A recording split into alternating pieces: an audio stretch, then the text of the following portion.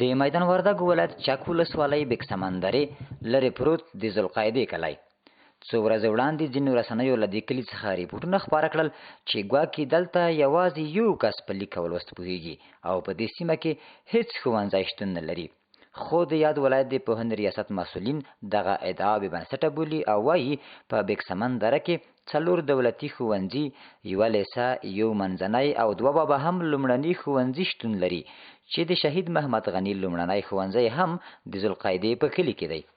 بیک سمندره چې د 4 دولتي رسمي مکتبونه لري چې یوه لیسه ده، یوه متوسطه ده او 2 ابتدایي دي او 18 محلي ټولګي په دغو قریو کې شتون لري او یوه دانې دیني مدارس او دارالحفاظونه هم دلته شتون لري. کوم راپور چې مخکې جوړ شوی و هغه راپور واقعا نوع حقیقت نه لري، د رسنیو د اصولو خلاف و. کله چې یو راپور جوړیږي هغه راپور باید په واقعیاتو باندې ولاړ وي. د یادې سیمې اوسیدونکي له حکومت نه خوښ دي چې وخت نه وخت یې له ښوونځیو څارنه کوي او د دوی بچیانو ته یې د زده کړو زمینه برابره کړې ده. دوی زیاتوي په ذوالقعده کلي کې د شهید محمد غني لومړنی ښوونځی چې تر دې مهاله یې ګڼ زده کوونکي فارغ او نورو لیسو ته لیږلي دي.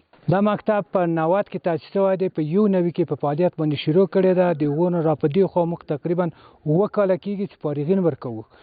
80 کسانو پورې د موږ نه د 6م صنف نه تللي دي لیسې ته او دا دلته تقریبا د 10 کلیو شاوخوا کې په دې مکتب باندې شریکان دي او دلته شاګردان راځي. اولنۍ زده کړې ما په همدغه مکتب کې کړي دي، بیا وروسته له دې مکتب نه زه تللی یم لیسې ته. لیسه کې ما 12 نه فارغ شوی یم او بیا د کلات ولایت تعلیم و تربیه بیولوژي څانګې ته کامیاب وم. او دا د انجینو ښوونځی دی، 3م ټولګی دی. د 3م ټولګي نه شاګردان فارغ شوي، سږ کال امتحانونه خلاص شوي 4م صنف ته.